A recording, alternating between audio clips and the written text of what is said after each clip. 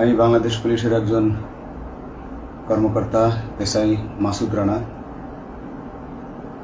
আমি আপনাদের কাছে কিছু তথ্য তুলে ধরতে চাই, যেটা বাংলাদেশের মানুষ অনেক দিন ধরেই জানে না, বা তারা এই প্রশ্নের উত্তর খুঁজছে অনেক বছর ধরে, কিন্তু কোনো উত্তর খুঁজে পায়নি। আজকে যাকে সেনাবাহিনী থেকে অব্যাহতি দেওয়া হলো, মেজর জেনারেল জিয়াউল হাসান, যিনি এনটিএমসির প্রধান ছিলেন এবং তিনি র্যাবের অতিরিক্ত পরিচালক ছিলেন। অতিরিক্ত পরিচালক অপারেশন।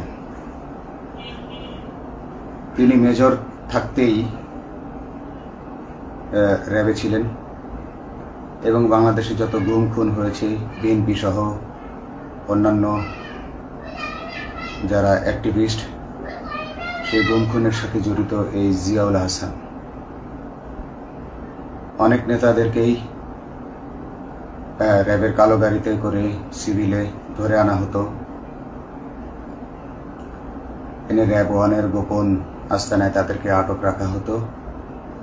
এরপর তাদেরকে সময় মতো অজ্ঞাত স্থানে নিয়ে তাদেরকে হত্যা করা হতো এবং অজ্ঞাত স্থানেই তাদের লাশ হয়তো নদীতে ডুবিয়ে দেওয়া হতো, নয়তো তাদেরকে দাফন করা হতো, নয়তো অ্যাসিডের মাধ্যমে তাদের লাশকে গলিয়ে দেওয়া হতো। আমি 2014 অক্টোবর থেকে 2017 ডিসেম্বর পর্যন্ত র্যাব সদর দপ্তরে কর্মরত ছিলাম। তখন র্যাবের ডিজি ছিলেন বেনজির, যিনি আজকে দেশের হাজার হাজার কোটি টাকা চুরি করে, পুলিশের হাজার হাজার কোটি টাকা চুরি করে পালিয়ে গেছেন বিদেশে।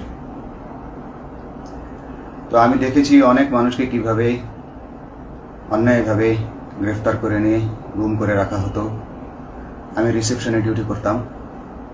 গুম হয়ে যাওয়া মানুষের স্বজনেরা আমার কাছে আসতো, কিন্তু আমাদেরকে কঠোর নজরদারিতে রাখা হতো। সিসি ক্যামেরার আওতায় ছিলাম, তাদের সাথে আমরা ওভাবে কথা বলতে পারতাম না। তাদেরকে কোনো তথ্য দেওয়া নিষেধ ছিল আমাদের জন্য। কিন্তু তাদের স্বজনরা আসলে এসে যখন এখানে কান্না করতো, আমি নিজেকে ধরে রাখতে পারিনি। আমি অনেকের স্বজনকেই তাদের স্বজনের, গুম হয়ে যাওয়া স্বজনের পরিণতির কথা জানিয়ে দিতাম। বিশেষ করে যাদেরকে মেরে ফেলা হতো, খুন করা হতো, তাদেরকে আমি খারাপ সংবাদটা দিতাম না। কিন্তু যাদেরকে বন্দি করে রাখা হতো, যেমন বিএনপি নেতা সালাউদ্দিন আহমেদকে যখন অ্যারেস্ট করে আনা হলো, তিনি অ্যারেস্ট করার সময় ধস্তাধস্তিতে মাথায় আঘাত পেয়েছিলেন। তাকে র্যাব 1-এর গোপন কক্ষে আটক করে রাখা হয়েছিল দীর্ঘদিন। এরপর তাকে এক সময় ভারতে পাচার করে দিয়ে আসা হয়। তাকে অজ্ঞাত কারণে হত্যা করা হয়নি। তার ফ্যামিলি এসেছিল, তার স্ত্রী হাসিনা আহমেদ, তার ভাই গিয়াসউদ্দিন আহমেদ। ওনারা আমার কাছে বেশ কয়েকবার এসেছেন। আমি কয়েকদিন ওনাদের এই উদ্বেগ, উৎকণ্ঠা, আমার সামনে বসে কান্নাকাটি দেখে আমি থাকতে পারিনি। আমি ওনাদেরকে কৌশলে আমার ফোন নাম্বার দিয়ে আমি ওনাদের সাথে দেখা করে ওনাদেরকে জানিয়ে দিই যে সালাউদ্দিন সাহেবকে হত্যা করা হয়নি, উনি জীবিত আছেন এবং ওনাকে হত্যা করার সিদ্ধান্ত নেওয়া হয়নি। এই সিদ্ধান্তগুলো যিনি নিতেন তিনি হচ্ছেন বর্তমানে মেজর জেনারেল জিয়াউল হাসান, যাকে আজকে অব্যাহতি দেওয়া হয়েছে। শুধু অব্যাহতি যদি দেয়া হয়, তাকে যদি বিচারের মুখোমুখি করা না হয়, তাহলে এই আন্দোলনের, এই স্বাধীনতার কোনো মূল্য থাকবে না। আমি আজকে আর কাউকে ভয় পাই না। আমি আজকে বিশ্বাস করি যে আজকে আমাকে এই সত্য বলার জন্য কেউ গুম করে দিতে পারবে না, এই সত্য বলার জন্য কেউ আমাকে অ্যারেস্ট করবে না। সেই কারণে আমি বুকে সাহস নিয়ে আজকে কথাগুলো বলছি। আপনারা যারা বিএনপি নেতা ইলিয়াস আলীর অপেক্ষায় আছেন, তাদের জন্য দুঃখজনক সংবাদ। তাকে অনেক আগেই হত্যা করা হয়েছে। তাকে পতেঙ্গা সমুদ্র সৈকত দিয়ে কড়া পাহারায় সাগরের মাঝখানে নিয়ে স্পিড বোটের মাধ্যমে মুখে পলিথিন পেঁচিয়ে হত্যা করে, তার পেট ছুরি দিয়ে ছিদ্র করে, তাকে পাথর দিয়ে বেঁধে সাগরে ডুবিয়ে দেওয়া হয়েছে। শুধু ইলিয়াস আলী নয়, অনেক নেতার সন্ধান যারা আজও পাননি। কিছু মানুষ তো ঘর থেকে উদ্ধার হয়েছে, কিন্তু যাদেরকে আপনারা পাননি তাদের সবার এই করুণ পরিণতি হয়েছে। আমি যদিও তারা এই কাজগুলো অতি গোপনে করত এবং র্যাবের অন্যান্য শাখার কর্মরত কর্মকর্তা কর্মচারীরা এটা জানতো না, কিন্তু আমি অত্যন্ত বিচক্ষণভাবে আমি এই খবরগুলো নিতাম, কারণ আমি জানতাম এগুলো একদিন আমি প্রকাশ করতে পারবো। এবং এই দিনটার অপেক্ষায় ছিলাম আজকে এত বছর, মানুষের কাছে সত্য প্রকাশের। বাংলাদেশের মানুষ জানুক যে কারা খুনি, কারা এত মানুষকে গুম খুন করেছে, এই দেশ থেকে এই দেশে ত্রাসের রাজত্ব কায়েম করেছে। তারা মাদকের ক্রস ফায়ারের নামে যে হত্যা ট্র্যাডিশন চালু করেছিল, এই ট্র্যাডিশনের উদ্দেশ্য ছিল বিরোধী দলের লোকজনকে হত্যা করা। কারণ পুলিশ এবং সেনাবাহিনীর অনেকেই মানুষ হত্যা করতে ভয় পেত, তারা এটাতে অভ্যস্ত ছিল না। অনেকেই অনেক সাহসী, কিন্তু একটা মানুষকে হত্যা করার পর তারা আর ঘুমাতে পারতো না, তাই তারা এসব কাজ করতো না। কিন্তু খুনে হাসিনা কিছু মানুষকে এভাবে হত্যা করতে করতে পুরস্কৃত করার মাধ্যমে হত্যা করতে অভ্যস্ত করে ফেলে। তারাই এই গ্রেফতারকৃত এই গুমকৃত মানুষদেরকে গুলি করে হত্যা করত। এবং তারা এতটাই নিষ্ঠুর যে তারা এক একজন কয়েক শত করে হত্যা করেছে। এবং এই মানুষগুলোর সংখ্যা বেশি নয়, কারণ সবাই লাশ দেখতে পারে না। একটা মানুষকে খুন করার পর লাশের যে ছটফটানি এবং মাথায় গুলি করার পর মাথার যে বিকৃত অবস্থা, এই জিনিসগুলো আমাদের অনেকেই আমরা সহ্য করতে পারি না। তাই আমাদের মধ্য থেকে কিছু হায়নাকে বেছে নিয়ে তারা একটা টিম গঠন করে, তাদেরকে র্যাব সদর দপ্তরে বেনজির আহমেদ প্রতি মাসে পুরস্কার দিতে ডাকতেন। এবং প্রত্যেকটা র্যাবের বিভিন্ন শাখায় এরকম দু একজন রাক্ষস ছিল যারা মানুষকে শুট করত, গুলি করত, হত্যা করত এবং গুম করত। তারা এখনো আছে। তাদেরকে আমি নতুন সরকারের কাছে দাবি জানাবো, তাদেরকে বের করতে হবে, তাদেরকে বিচারের আওতায় আনতে হবে।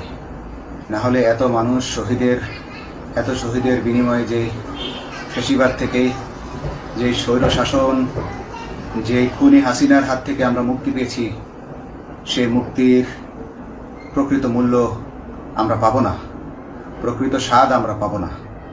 এই খুনিদেরকে বের করতে হবে, এই খুনিদেরকে বের করে আইনের আওতায় আনতে হবে।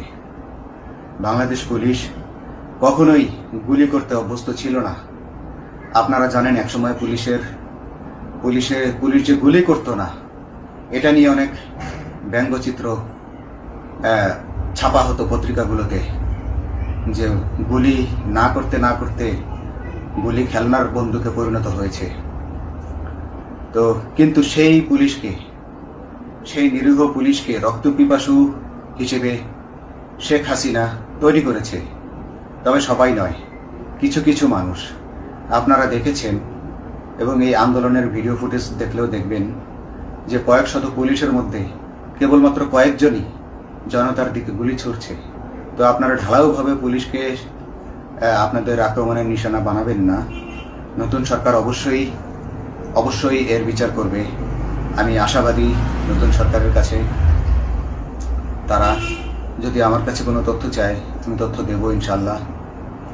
এবং এই খুনিদেরকে, এই রাক্ষসদেরকে বের করতে হবে। প্রতিটি গুমের, প্রতিটি হত্যার সুষ্ঠু তদন্ত করলে এগুলো বের হয়ে আসবে বলে আমি আশা করি। এবং আমি চাই এরা ধরা পড়ুক, এদের বিচার হোক। না হলে এরা যুগে যুগে এই রাক্ষস যুগে যুগে রয়ে যাবে, আমাদের মাঝেই তারা লুকিয়ে থাকবে এবং যুগে যুগেই তারা মানুষের রক্ত পান করেই যাবে। পুলিশ বাহিনী মানুষকে সেবা করবে, এটাই হওয়া উচিত পুলিশের ধর্ম। পুলিশের ধর্ম হবে মানুষ পুলিশের জন্য, পুলিশ মানুষের জন্য। উন্নত রাষ্ট্রের পুলিশ যেভাবে, মানুষ যেভাবে পুলিশকে ডাকলেই পুলিশ 5 মিনিটের মধ্যে ছুটে যায়, তাকে সাহায্য করে। আমরা বিভিন্ন ভিডিওতে দেখি যে পুলিশ হাঁসের বাচ্চাকে রাস্তা পার করে দিচ্ছে, একজন অন্ধ মানুষকে রাস্তা পার করে দিচ্ছে। বাংলাদেশের পুলিশ এমনটাই করতে চায়, আমরা এমনটাই করতে চাই, কিন্তু সেই পরিস্থিতিতে আমাদেরকে রাখা হয়নি। আমাদেরকে রাখা হয়েছে দৌড়ের উপর, আমাদেরকে রাখা হয়েছে বিভিন্ন অন্যায় কাজের উপর, বিভিন্ন অন্যায় আদেশের উপর। কেউ যারা মেনেছে তারা ভালো ভালো জায়গায় পোস্টিং নিয়ে থেকেছে, যারা মানেনি তাদেরকে খারাপ খারাপ জায়গায় পোস্টিং দেওয়া হয়েছে, কারো চাকরি হয়ে হারিয়েছে, কাউকে সাসপেন্ড করে রাখা হয়েছে। আমি নিজেও একজন এমন বৈষম্যের শিকার, অন্যায় মিথ্যা মামলার শিকার হয়ে আমি নিজেও বর্তমানে সাসপেনশন অবস্থায় আছি এবং এই সাসপেনশন অবস্থায় থেকে আমি আল্লাহর কাছে শুকরিয়া জানাই, কারণ এই সাসপেনশন থাকার কারণে আমি ছাত্র জনতার আন্দোলনের সাথে সংযুক্ত হতে পেরেছি। আমি সবসময় আল্লাহর কাছে দোয়া করেছি যে আল্লাহ, তুমি আমাকে মুজাহিদ হিসেবে কবুল করো, আমাকে জিহাদ করার তৌফিক দান করো এবং আমাকে শহীদের মৃত্যু দান করো। এবং আল্লাহ আমার দোয়া কবুল করেছেন। আমি ছাত্র জনতার সাথে এই জিহাদে অংশগ্রহণ করেছি, ছাত্র জনতা সফল হয়েছে। আমি গর্বিত আমি এই আন্দোলনে একজন পুলিশ অফিসার হয়েও আমি অংশগ্রহণ করতে পেরেছি। তো যাই হোক, আমি চাইব যে বাংলাদেশ পুলিশের, র্যাবের যে সকল কর্মকর্তা অগণিত মানুষের গুম খুনের সাথে জড়িত ছিল তাদেরকে ধরা হোক, তাদেরকে আইনের আওতায় আনা হোক। আমাদের মতো অনেক অফিসার আছি যারা এসব কুকর্মের সাক্ষী, আমরা সাক্ষ্য দেব। আমরা এখন আর ভয় পাই না। আমরা আসলে যে ভয় পেয়েছি তা নয়, আমাদের বাহিনীতে টিকে থাকাটা জরুরি ছিল।